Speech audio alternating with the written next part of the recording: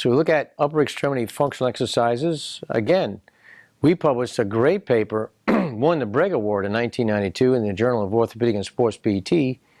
We did guess what? We did this exercise on an isokinetic device for baseball pitchers. And we strengthened the glenohumeral rotators. Mott did the same thing with tennis players. And, what do we find? In our particular study, 80% max resistance increased velocity of baseball pitching on average at 2 to 3 miles an hour. One guy increased 5 miles an hour. That is really significant. And all they did was stand on an isokinetic device. We actually had him sitting at 90 degrees of, 80 degrees of abduction in the plane of the scapula.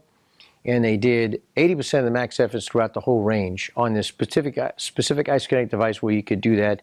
We converted the velocity spectrum to a isotonic mode.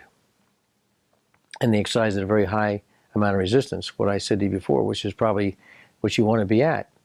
And they showed, that's all they did for 6 weeks, sorry. The other group exercised at really high velocities, 500 degrees per second. They didn't show an improvement in anything.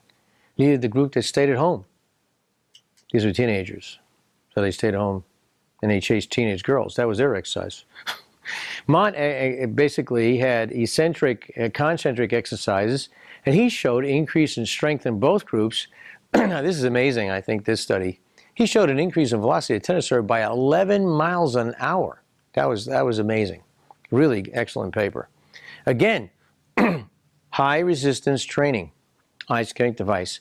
Eccentric and concentric group basically showed the same thing. He took a velocity measurement of the tennis ball. He had a tennis pro analyze the people in the study, so it wouldn't be just all beginners, or they would have to be in the same level. It was all people that had good technique. They didn't want beginners because there was too much technique involved in terms of increased velocities. But he showed 11 miles an hour when all the other factors were equal increase just by strength training.